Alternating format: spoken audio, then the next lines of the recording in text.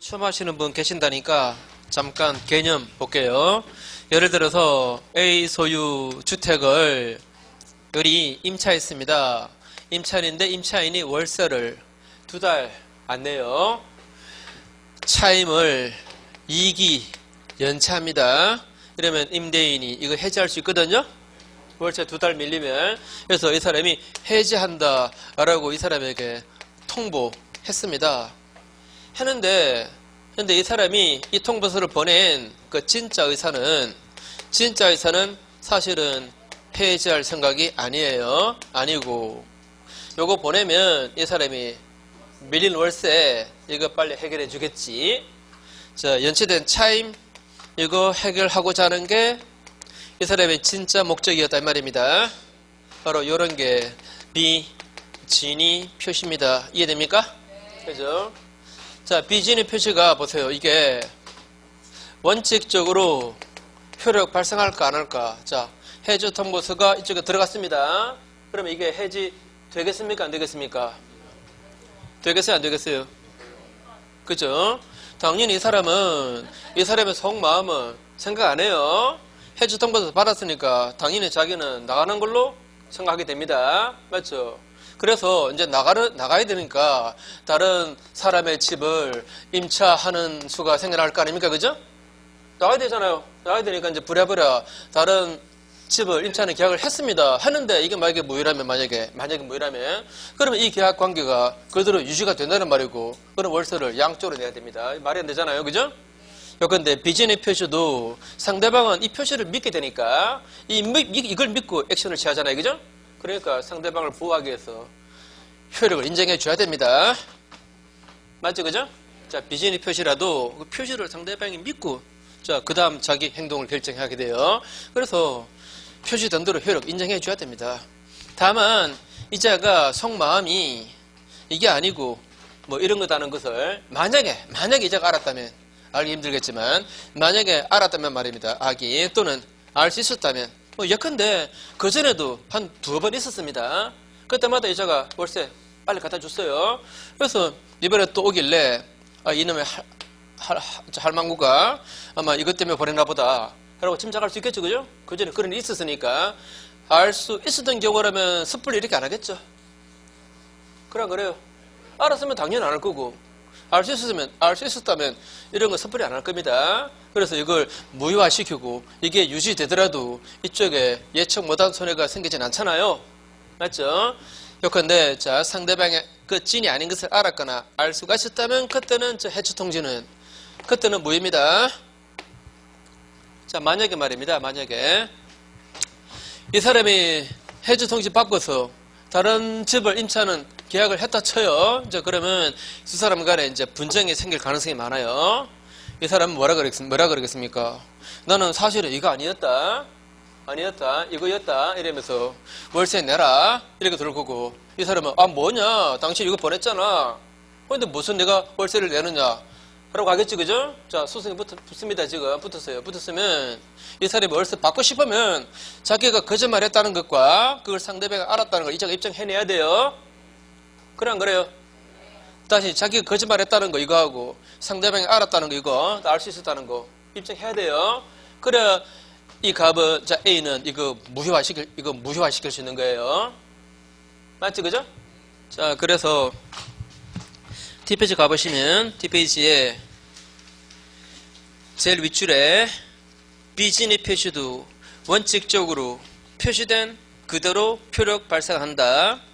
그 다음에 1번 다만 표의자의 진이 아님을 상대방이 알았거나 알 수 있었을 경우라면 그 비진위 표시는 무효인데 이때 그 밑에 2번 두 번째 줄 끝에 표의자가 스스로 비진위 표의자가 스스로 무효 주장하려면 자신에게 진위가 없었다는 것 그리고 상대방이 알았다 또는 알 수 있었다는 것 이거 입증해야 됩니다.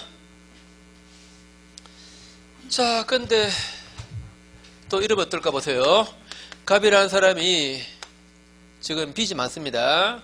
그러면 지금 채권자의 강제 집행이 강제 경매가 이게 임박한 상태입니다. 정보 들어왔어요, 지금 판결 받아가지고 소송, 경무 들어온다고. 그래서 너무 급하니까 짜게 친척을에게 공짜로 줘버렸습니다. 공짜로 줘버리고 이천 듣겠어요. 근데 이거 줄 때 사실은 이거 피하려고 너무 급해서 한 것이었어요. 한 것이었고, 이 사람의 진짜 의도는 정리하겠다는 것이 아니었어요. 아니고 나중에 이전 등기 해놓고 이제 이게 지나가면 말입니다. 가면 이 사람한테 자기 사정을 말하고 찾아올 생각이었다 쳐요. 뭐 약간 좀 자기적인데, 자, 되찾아올 생각이었다면, 그러면 이거 비진이죠, 그죠? 비진이죠. 자, 비진이 정리했습니다. 했을 때 이 사람은 원칙적으로 소유권을 취득해야 못해요. 예? 해야 못해요. 하죠, 그죠? 원칙적으로 비진이 표시 이어도 표시된 그대로 효력 발생하잖아요, 그죠? 원칙적으로 유효니까 어른 소유권을 취득합니다. 다만 진이 아닌 것을 만약에 을이 알았었다면, 또는 알 수 있었던 경우였다면, 그때는 무효입니다, 그죠? 그때는 소유권 취득이 안 돼요, 그죠? 안 됩니다. 물론 아까 말씀드린 거지만, 만약에 감히 이거 돌려달라고 반환 청구 소송을 제기한다면 이자가 입증해야 돼요. 자기가 거짓말했다는 거, 그걸 이자가 알았다는 거, 너를 알 수 있었다는 거. 누가 입증한다? 갑이 입증해야 돼요. 자, 그 다음에 요걸 전제로 볼게요. 자, 상대방이 알았다, 알 수 있었다 이러면 이 사람은 소유권 취득 못했잖아요. 그래 안 그래요? 자, 진이 아닌 것을 이자가 만약에 알았다거나 알 수 있었다면 이게 무효 아닙니까? 그죠? 무효니까 소유권 취득이 돼야 안 돼요. 안 되잖아요. 자, 소유권 취득 못했습니다. 자, 그런 을이 이걸 제3자 병한테 팔아버렸어요. 팔아버렸다. 자, 역시 이 병은 파는 사람 그 사람의 등기만 보지 앞 사람과 사이에 무슨 일이 있었을까, 이런 거 관심 있어요, 없어요? 관심 없어요. 관심 없습니다. 이 사람은 자, 선의자입니다. 이때 소유권 취득할까 못할까, 에 관해서 아까 말씀드린 등기의 공신력 없다는 거, 그 법리에 따른다면 이 사람은 소유권 취득 못해요. 그래 안 그래요? 소유권 취득 못한다면 갑이 보호받게 돼요. 그죠? 자, 어때요? 갑하고 병을 비교해보면 저 갑 저거 보호할 필요 있어요, 없어요? 이놈이 거짓말 치는 바람에 생겨난 문제 아닙니까? 그죠? 그죠? 이거는 적어도 병하고 비교하면 이거는 보호할 필요성이 없는 사람입니다. 그런데 등기에 공신이 없다는 그 법리가 이 경우에 적용되면 엉뚱한 사람이 보호받는 그런 결과가 되어버립니다. 그래서 그 원칙이 이 경우에는 적용 안 되게 하려고 비진의 표시가 예외적으로 무효인 경우라도 선의의 제3자에게는 대항을 못한다는 법 조문이 만들어져 있어요. 108조 2항에. 그런데 자, 다시 비진의 표시가 예외적으로 무효이더라도 그 무효 가지고는 선의의 제3자에게는 대항할 수 있다, 없다? 없다. 자, 이 사람 보호가 갑보다는 더 우선적이어야 되겠죠, 그죠? 맞죠? 이 사람에게 대항 못해요. 대항 못한다 이 말은 다시, 자, 내가 거짓말 쳤다, 그 다음에 이자가 알았다, 그래서 이건 무효다, 그래서 이자가 소유자가 아니었다는 사실을 이자에게 주장 못해요. 아시겠죠? 선의의 제3자에게는 그 얘기를 못하게 됩니다. 이자가 보호돼요. 물론 자, 갑이 병을 상대로 소송 제기해서 만약에 이기려면은 이거 세 가지 입증해야 됩니다. 자기가 거짓말했다는 거, 그 다음에 이자가 다 알았다는 거, 알 수 있었다는 거, 또 그걸 이자가 알았다는 거 입증해야 됩니다. 그럼 그래요? 그죠? 이자가 알았다라고 입증해야 됩니다. 일반적으로는 모르는 걸로 봐요, 그죠? 선의로 추정됩니다. 자, 그래서 그 밑에 3번에서 표의자의 진이 아님을 상대방이 알았거나 알 수가 있었을 경우라면 그 비진의 표시는 무효인데, 다만 이 경우라도 선의의 제3자에게는 대항을 못해요. 그 밑에 박스가 제가 방금 말씀드린 이 사례입니다. 뭐 이 사례 이해했으면 안 보셔도 괜찮아요. 오른쪽 페이지에 자, 그 박스 안에 일단 A, B 볼게요. 한번 읽어보겠습니다. 자, 한번 음미해 보세요. 비진이 표시에 있어서 진의 란 특정한 내용의 의사표시를 하고자 하는 표의자의 생각을 말하지 표의자가 진정으로 마음속으로 바라는 사항을 뜻하는 것은 아니다. 따라서 비록 재산을 강제로 뺏긴다는 것이 표의자의 본심에 잠재되어 있었다 하더라도 표의자가 강박당해서나마 그 다음에 잘 보세요. 정려를 하기로 마음을 먹었대요. 맞습니까? 정려하기로 하고 이 말이 정려하기로 의사를 결정했다는 말이죠. 그리고 그에 따른 정려의 의사표시를 했대요. 이 말은 정려계약서에다가 도장을 찍었단 말입니다. 맞습니까? 그러면 적어도 정려의 의사가 없었던 것은 아니었다. 이해됩니까? 요컨대 이거는 강박의 문제가 되는 거지 비진이 표시의 문제가 아니래요. 이해돼요? 자, 비록 강박당해서나마 이 사람이 정리하겠다는 마음은 먹었대요? 안 먹었대요? 먹었다 그랬죠? 그러면 그 마음 먹은 대로 계약서에다가 도장을 찍었다 그랬잖아요. 그죠? 이거는 정리 의사가 없었던 것은 아니었다. 즉 이거는 비진이가 아니다. 이거는 강박의 문제가 될 뿐이다. 이 판례가 우리 앞에 나왔던 그 국적으로 그 판례 하고 다 통하는 판례들입니다. 다 일맥상통한 판례들이에요. 밑에 B도 뭐 거의 비슷한 얘기인데 자, 표의자가 의사표시의 내용을 진정으로 바란 것은 아니었지만 그래도 이게 최선이다 라고 판단하고 그렇게 계약서에 도장을 찍었다면 이것도 비진이 표시가 아니래요. 예컨대 IMF 당시에 근로자가 회사의 희망 퇴직제 실시에 응했대요. 그래서 사직원을 제출했답니다. 어때요? 물론 그게 근로자가 진정으로 응한 바는 아니었겠지만 그래도 이게 최선이다 라고 판단하고 한 거 맞죠? 그죠? 이렇게라도 해야 그래야 퇴직금이라도 제대로 나올 거 아닙니까? 그죠? 이거는 이렇게 하는 게 그나마 낫다. 회사 한 거니까 이거는 비진이 표시가 아니다. 이해했죠? 자, 우리 뭐 시험에 이렇게 나온 적이 있었는데, 자, 비진의 표시에 있어서 그 진이다라고 하는 것은 표의자가 진정으로 마음속에서 바라는 사항을 뜻한다. X죠, 그죠? 그게 아니고, 자, 다시 A번의 첫 줄 보세요. 진이란 특정한 내용의 의사표시를 하고자 하는, 자, 쉽게 말하면 무슨 말입니까? 이런 내용으로 계약을 하겠다는 그런 생각을 말할 뿐이다 이 말이에요. 그죠? 이런 내용으로 계약을 하겠다 그런 생각을 말할 뿐이지 표의자가 진정으로 마음속에서 바라는 사항을 뜻하는 것은 아니래요. 자, 그 다음에 뒷페이지 가보시면 뒷페이지 제일 위에 공무원의 사직원 제출, 그 다음에 군인의 전역 지원서 제출, 그 다음에 재판상의 진술. 자, 세 가지 공통점이 뭡니까? 이거 개인이 국가를 상대로 한 거 맞죠? 국가로 상대로 한 거, 이런 공법행위는 진이인지 비진이인지 안 따져요. 무조건 효력 있는 겁니다. 됐죠? 자, 종종 나와요, 이 얘기가. 자, 다시 한 번 더. 일반 근로자하고 혼동하시면 안 돼요. 막 일반 근로자가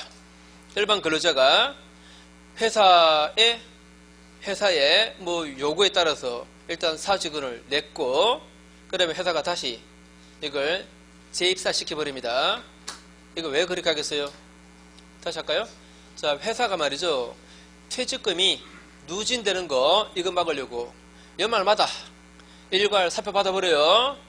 그 다음에 연초에 바로 다시 재입사 시킵니다. 그래서 이 근로기간을 1년 단위로 똑똑 잘라버려요. 그래서 계속 근무 안 한 걸로 해가지고 퇴직금 누진을 막는다 이 말입니다. 이런 경우에 근로자가 사직원 낸 것은 분명히 비진이 맞죠. 그죠? 그 다음에 회사가 다 알고 있죠. 따라서 이 사직서는 무효입니다. 계속 근무한 거예요. 누진된 퇴직금 다 줘야 됩니다. 근데 만약에 공무원이 그렇게 사직을 의사 없이 냈었다. 그 다음에 국가가 다 알았다 하더라도 이거는 그냥 사직돼요. 이해하시겠죠? 그죠?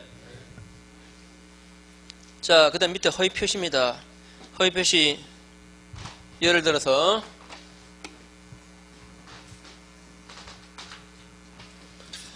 자, 갑이라는 사람이 역시 빚이 많습니다.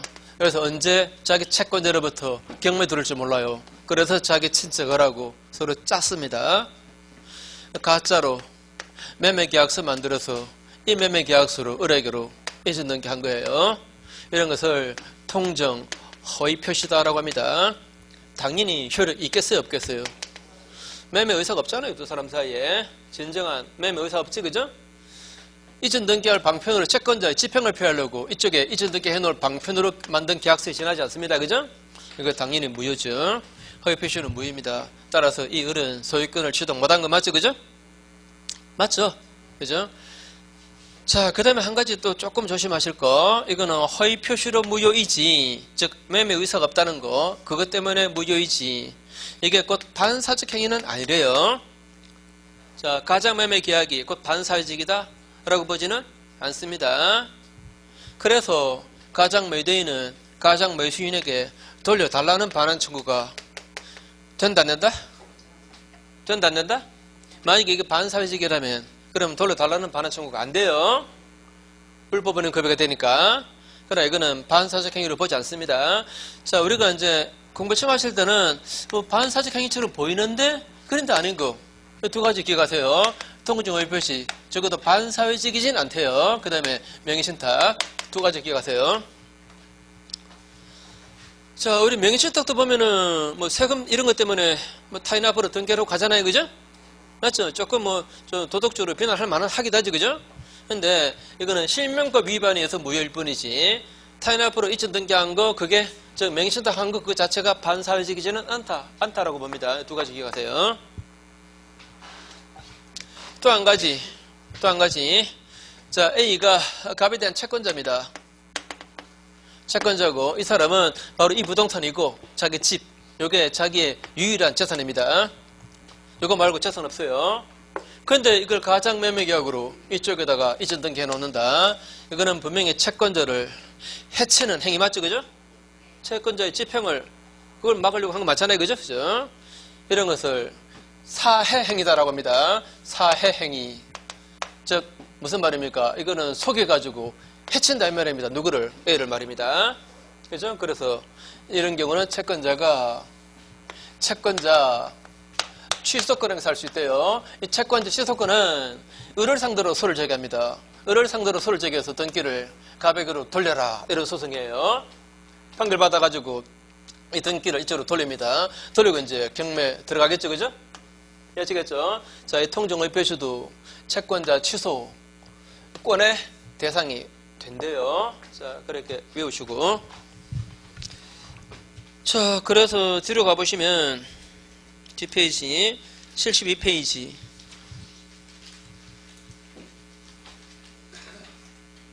72페이지의 큰 3번에 괄호 1번 첫 줄 허위 표시는 당사자 사이에서는 언제나 무효입니다.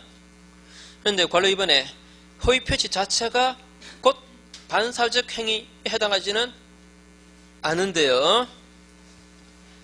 자, 그래서 그 밑에 줄 끝에 불법 원인 급여에 해당하지 않고 그래서 가장매도인은 그 목적물에 반환을 청구할 수가 있답니다. 그 다음에 밑에 2번 채무자는 가장매매와 같은 이 통정 허위 행위로 재산을 숨기는 경우가 많기 때문에 이 허위 표시도 채권자 취소권의 그 대상이 될 수가 있답니다.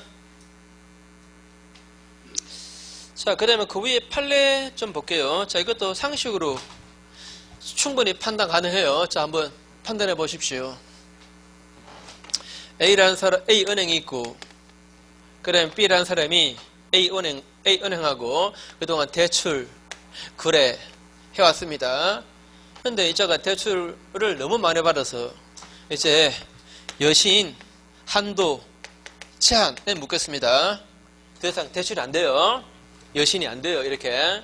그래서 자기 친척 씨한테 부탁했습니다. 부탁해서 아저씨 명의로 대출 좀 받아주세요.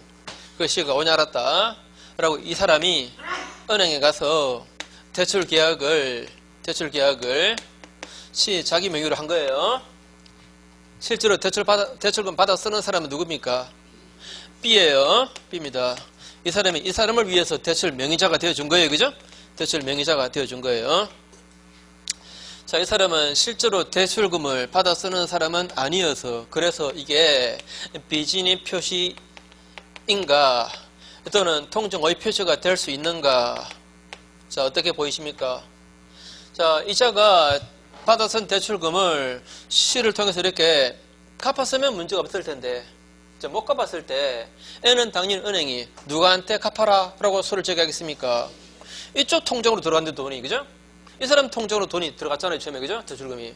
그러니까 이 사람에게 갚아라 라고 소를 제기했겠죠? 그때 이 사람이 나는 실제로 대출금 받아 쓰지 않았다, 뭐 빚인이다, 이런 말 하면 되겠어요? 안 되겠어요? 안 됩니다. 안 돼요. 자, 비진입 표시도 허위 표시도 안 됩니다. 여기서 조금만 더 볼게요. 만약에 이런 전말을 이쪽에서 알았다. 이러면 어떨까요? 알았다. 저 실제로 받아 쓰는 사람은 명의자 이자가 아니고 이 사람이다. 이런 사실을 은행이 알았다. 어때요? 그러면 이게 가짜 계약이고 그래서 대출금 갚아라 이런 얘기를 못할까? 그래도 할 수 있을까? 예를 들어서 자, 아들입니다. 자식입니다. 자식인데 뭐 이제 사업하다가 좀 지금 막 돈이 막 급해요. 아버지는 부자입니다. 부자예요. 아버지한테 부탁했습니다.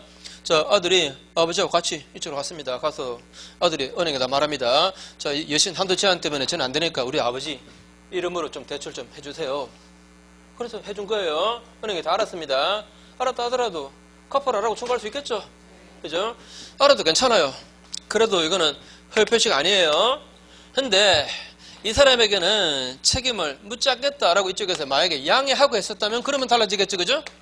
자, 양해자 요 말 기억하세요. 이 사람에게는 대출 채무자로서의 책임을 안 지우겠다고 은행에서 양해하고 했다면 말입니다.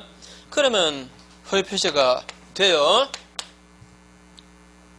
요거 잘 구분하세요.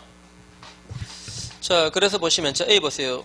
실제로 대출을 받는 자와 대출 명의자가 되어준 자가 다르다고 해서 그 대출 계약이 곧 허위 표시 또는 비진입 표시에 해당하지 않는답니다.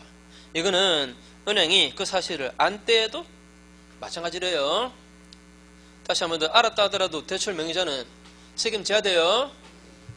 그런데 B 보시면 이게 통정 허위 표시로 인정되기 위해서는 바로 밑에 줄 중간에 그 명의 대유자에게는 채무 부담을 지우지 않기로 하는 약정 또는 은행의 양해가 그 있었음이 적극적으로 입증되어야 한다라고 했습니다. 당연히 그 입증은 누가 해야 되겠어요? 명의자가 해야지. 이쪽에서 해야 되겠죠, 그죠? 이쪽에서 다 양해했다고 이쪽에서 증명해내야 이걸 무효화시킬 수 있는 겁니다. 그죠? 그 다음에 오른쪽 페이지에 자, 이런 내용이 나옵니다. 자, 갑이라는 사람이 을하고 짜고서 가짜로 매매 계약을 해서 이전 등기를 했습니다.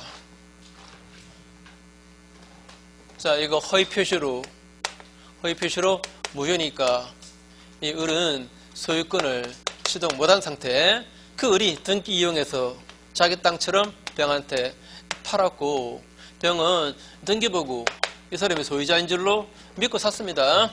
믿고 사고 등기 받았어요. 자, 선의자입니다. 이런 거 이 사람은 관심 없어요. 맞죠, 그죠? 혹시 가짜로 계약 안 했을까? 이런 거 사람들 신경 안 씁니다. 그죠? 그래서 아무것도 모르고 샀어요. 이랬을 때 아까처럼 말입니다. 그 등기 공신력 그 법률 따르면 소유권 못해요. 소유권 못하면 이 사람이 보호받아요. 어때요? 적어도 갑과 병을 비교하면 이거는 보호할 필요성이 한 개도 없잖아요. 그죠? 그래서 이 사람을 보호하는 게 마땅하죠. 그죠? 그래서 이 무효 가지고는 선의 제3자에게는 대항할 수가 없다라고 되어 있습니다. 저 이자가 소유자가 아닌 사실로 이자에게 대항할 수 있다 없다? 없다 이 말입니다. 반환 청구가 안 돼요. 자, 갑이 병을 상대로 만약에 반환 청구 소송을 제기했다. 그러면 그 소송에서 가장 큰 쟁점은 이 가짜인 것을 이자가 알았나 몰랐나 이게 쟁점이 되겠죠. 이때 병 쪽에서 나는 몰랐습니다라고 입증합니까?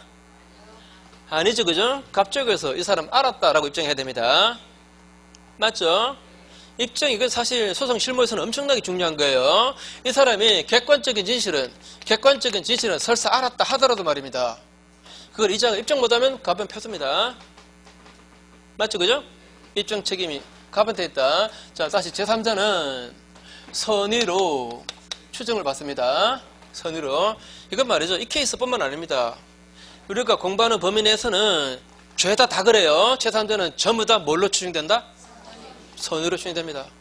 제3자가 악이다라고 주장하는 사람이 있다면 그 사람이 제3자가 악인 것을 다 입증해야 돼요. 이거는 어느 경우나 다 마찬가지예요. 한 번 더 제3자는 죄다 뭘로 추정된다? 선의로 추정됩니다. 자, 요 제3자에 대해서 조금 더 볼게요. 제3자에 대해서. 제3자는 자, 예를 들면 이런 것도 있겠죠.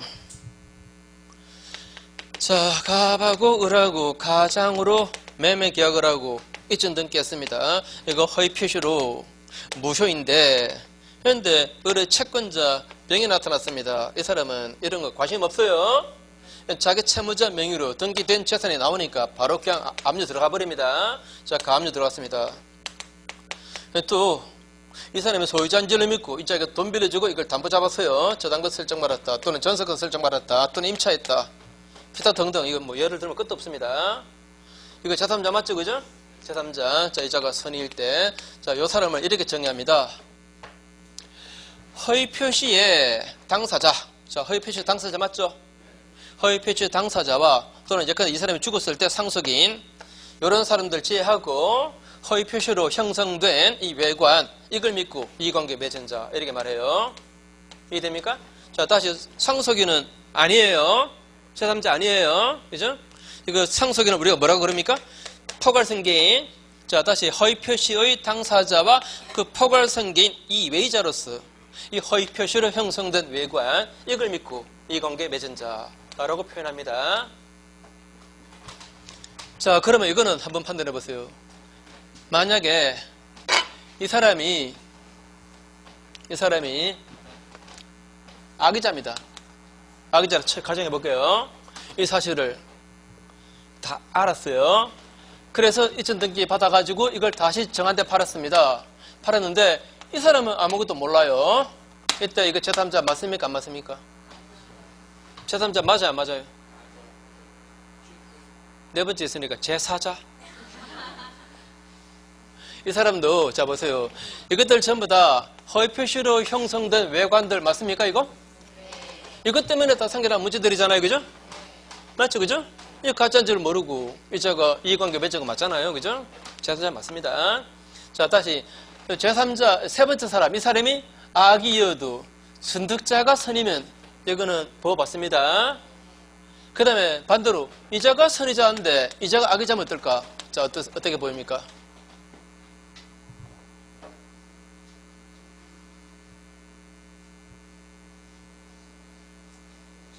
일단 보호받겠어요? 안 받겠어요? 보호받습니다. 왜 보호받는가? 이자가 선이면 이 사람은 확정적으로 소유권을 취득했어요? 못했어요? 이제 소유권 있는 자에게서 사는 거니까 선이고 악이고 얘기할 거리가 아닙니다. 이제는 맞죠? 있는 소유권을 이제 맞잖아요. 그죠? 그죠? 악이어도 보호됩니다. 이거는 제3자로 보호되는 게 아니고 이자가 확정적으로 소유권을 취득했으니까 있는 소유권을 이전받았을 뿐입니다. 아시겠죠? 아무튼 보호는 돼요. 그죠? 자, 그 다음에 또 한 가지. 이 사람이 선이 이긴 한데 자기가 좀 주의를 해서 살펴보았더라면 두 사람이 짜고 했다는 거 이걸 이자가 알 수 있었던 사람이었다. 즉 과실이 있단 말입니다. 그럴 때 보호될까 안 될까? 분명히 법조문은 허위 표시의 무효로 선의의 제3자에게 대항할 수 없다 라고 되어 있지 선의이며 과실 없는 제3자에게 이렇게 말 안 했어요. 그냥 선의의 제3자에게 라고 말했어요. 과실이 있어도 괜찮습니다. 보호돼요. 과실이 있어도 보호됩니다. 자, 그래도 보호되는데 그런데 악의자면 당연히 보호 안 되고 중과실이 있을 때 자, 우리는 민법을 뭐 한 3분의 1 정도 공부하는데 저 채권법적 이쪽으로 가보면은 중과실인 경우는 거의 악의로 보는 판례가 엄청나게 많아요. 자, 중과실은 이거는 악의자는 진배 없이 봐요.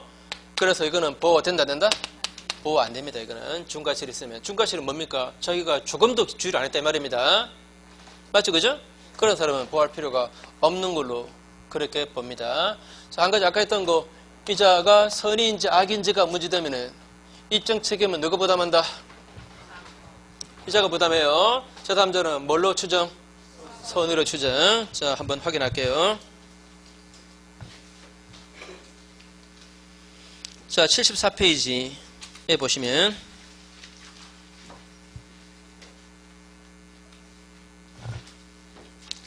자, 제일 위에 괄호 1번, 동그라미 1번. 제3자는 당사자와 그 포괄승계인 예컨대 뭐였죠? 상속인, 그죠? 자, 당사자와 그 다음에 그 상속인 이 외자 중에서 허위 표시행위 이걸 기초로 새로운 이익관계 맺은 자라고 말합니다. 그 다음에 동그라미 2번에 승계인 이자가 악이어도 그 전득자가 선이면 제3자로 보호된다. 기억납니까? 그 다음에 맨 밑에 괄호 4번 선의의 제3자로부터 다시 전득하는 사람은 비록 악일지라도 보호된다. 왜? 선의 제3자가 이미 권리를 취득했으니까, 그죠? 그걸 승계하는 거니까. 그 다음에 다시 위로 올라가서 괄호 2번에 동그라미 2번 제3자는 선의면 족합니다. 과실에서도 괜찮아요. 그러나 바로 밑에 줄 중과실이 있으면 안 돼요. 중과실이 있으면 보호되지 않습니다. 그 다음에 괄호 3번에 제3자는 선의로 추정되죠? 맞죠? 그래서 세 번째 줄 가장 매도인이 제3자에게 소유권 주장하려면, 즉 반환 청구하려면 제3자가 악의인 것을 증명해야 됩니다. 그 다음에 오른쪽 페이지에 그 판례가 몇 개 있는데 D번을 한번 볼게요. D번. 자, D번. 이런 판례입니다.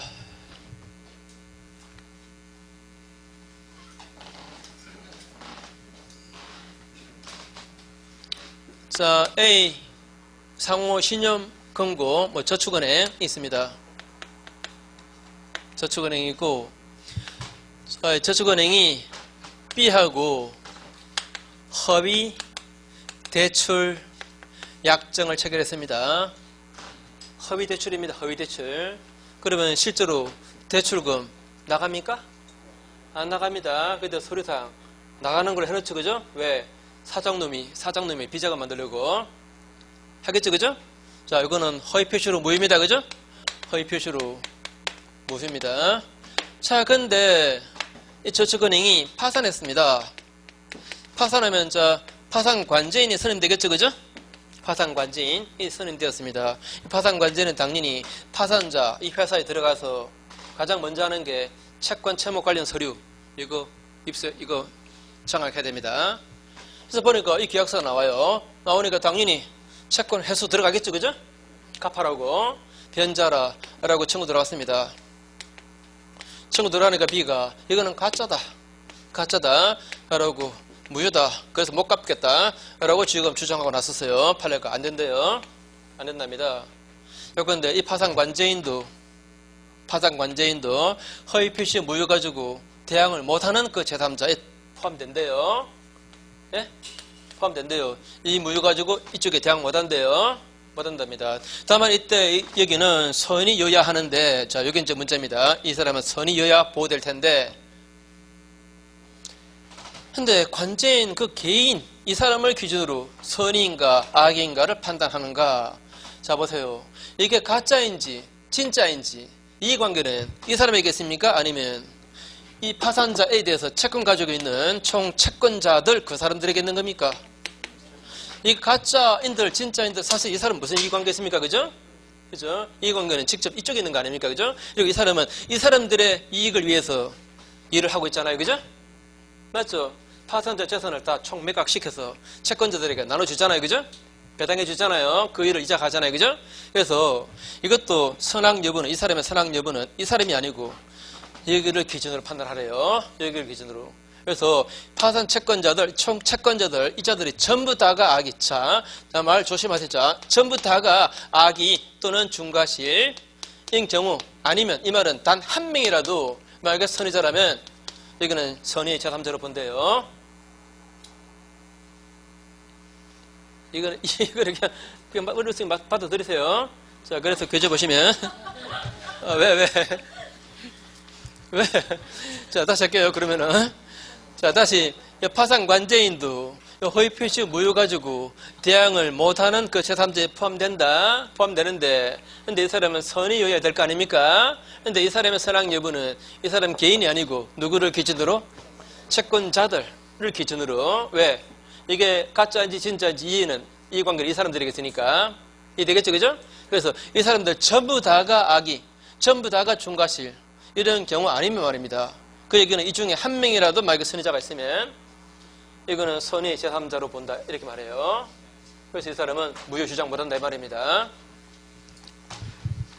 자, 그래서 D번에 자, 결론만 볼게요. 네 번째 줄.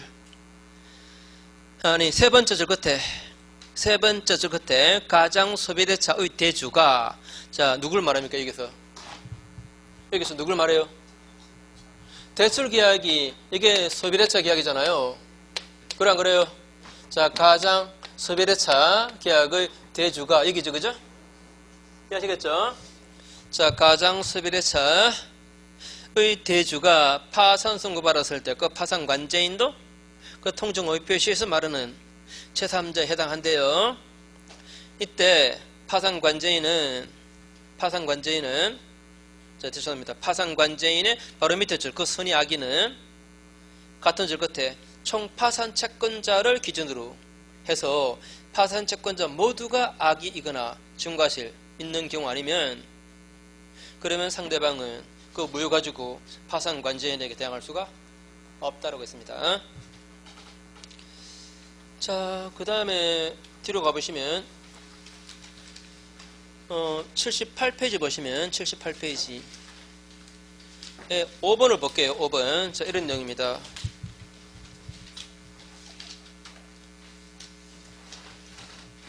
자, 이거 한번 보세요. 자, 갑과 을이 가장 매매계약으로 이전 등기했어요. 자, 그런데 당사자가, 자, 이거 우리 없던 걸로 합시다 라고 철회하는 걸로 합의했습니다. 철회하기로 합의해놓고 을이 이 등기 말소 안 된 상태에서 이 사실을 숨기고 제3자에게 팔아버렸어요. 이 사람은 아무것도 몰랐습니다. 가짜인 줄도 몰랐고 당사자가 이거 철회했다는 것도 몰랐다, 이 말입니다. 몰랐을 때 이 사람이 보호되는가? 판례가 보호된대요.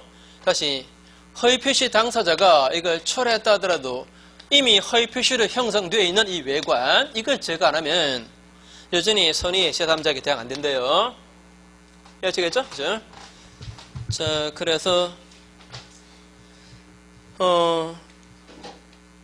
쪽에 첫 줄 허위 표시는, 자, 같은 첫 줄 끝에 보시면 당사자가 이를 철회할 수 있다. 그래도 이때에도 허위 표시의 외관을 제거, 즉 등기 말소 안 하면 여전히 선의 제3자에게 대항할 수가 없답니다. 그 다음 6번의 언닉행위. 자, 이런 겁니다. 갑이라는 사람이 을에게 이 부동산을 정유를 합니다. 실제로는 정유하는데, 근데 정유 세금 때문에 매매를 가정했습니다. 매매를 가정해서 매매계약서 만들어서 이걸로 을에게 이전 등기했어요. 자, 진짜는 뭐다? 정유입니다. 정유인데 세금 때문에 지금 매매를 가정해서 가짜로 매매계약서 만들어서 이걸로 이전 등기했다, 이 말입니다. 이랬을 때, 자, 을이 소유권 취득 했어요, 못했어요? 했어요, 못했어요? 자, 제발 쉽게 판단하세요. 쉽게. 혹시 저게 또 무슨 속임수가 있지 않을까? 제발 그렇게 생각하지 마세요. 저는 속임수 한 번도 안 씁니다. 자, 쉽게 생각하세요. 쉽게. 현실에서 발생한 문제다라고 생각하고, 저 소유권 취득했어요, 못했어요? 했지. 진짜 줬잖아요. 맞죠, 그죠? 진짜 줬잖아요. 여러분들 공시법 공부할 때 혹시 그런 말 들은 거 기억나요? 뭐가 벌써부터 얘가 이러면 자, 등기 원인이 등기 원인이 사실과 달라도 그 등기가 실제 부합한다면 그러면 유효다라고 하는 거. 이런 경우에 보세요. 이 등기 원인은 이걸로 나오겠죠. 그죠? 그러면 사실과 다르죠. 그러나 이자가 남의 부동산을 무단으로 등기했습니까? 아니면 받아가지고 등기했습니까? 분명히 두 사람 사이에 소유권 이전의 합의는 분명히 있잖아요. 그러니까 실제 부합하는 거잖아요. 그죠? 그럼 유효지. 그죠? 요건데 이 사람은 소유권 취득해요. 이걸 바로 언닉행위라 그럽니다. 즉 허위 표시 안에 당사자의 진짜 숨어있는 의사가 있다면 만약에 그걸 뭐라 그런다? 언닉행위라 그래요. 물론 허위 표시라고 해서 항상 안에 언닉행위 있는 거 아니에요. 그죠? 만약에 있다면 말입니다. 그거는 그 자체만 가지고 판단해요. 그 자체만 가지고 판단해서 이거는 언닉행위가 유효니까 이자가 소유권을 취득하는 겁니다. 따라서 만약에 을이 이걸 병한테 다시 또 팔았다면 이때는 이 병이 선이다 악이다 이거 따질 필요 있어 없어요? 없지. 이자가 소유자니까. 그죠? 이제는 선악을 따질 필요 없습니다. 약간 여담인데 자, 이 명의신탁 같은 것도 사실은 이거 약간 그냥 뭐 상식으로 말씀드릴게요. 명의신탁은 실명법이 금지하고 있으니까 명의신탁 약정서 만들어서 이전 등기 신청하는 사람 있겠어요 없겠어요? 예? 없지. 밥 아닌다며요. 그죠? 그렇게 신청하면 등기소도 안 받아주는데 명의신탁은 법이 금지하고 있으니까. 그죠? 그러니까 다 명의신탁 하더라도 자 명의신탁을 한다 하더라도 태반한다 이렇게 가정할 겁니다. 다른 법률 행위를 가정하겠지. 그죠? 그죠? 이랬을 때 만약에 이 사람들의 진짜 의도가 이게 아니고 이거였다면 말입니다. 만약에 명의신탁 약정서를 이전 등기 안 되니까 명의신탁 한량으로 만약에 매매를 가정했다면 그러면 무효예요. 숨어있는 진짜 행위가 이거니까 이거는 실명법 위반이기 때문에 그들은 무효입니다. 그죠? 이해됩니까 이 말? 자, 언닉행위는 그 자체만 가지고 판단해요. 정녕 이거는 뭐 어디서 합치만 있으면 되는 거니까. 그죠? 그러니까 유효입니다. 그런데 명의신탁이라면 이거는 실명법 위반이기 때문에 무효예요. 그죠? 맞죠? 그죠? 자, 그래서 6번에 2번 보시면 예컨대 형갑이 자기 소유 부동산을 동생을에게 정려하면서 그 정려서 포탈하려고 매매를 가정해서 이전 등기했을 때 매매 계약은 당연히 허위 표시로 무효입니다. 그래도 동생을의 소유권을 취득해요? 왜 해요? 정려 때문에. 그죠? 정려니까. 그죠? 정려 그게 유효니까. 이때 을이 다시 이걸 병한테 팔았을 때 이때 이 병은 선이 악이 안 따져요. 그죠? 여기까지입니다. 오늘. 자, 다음 주에 뵙겠습니다. 감사합니다.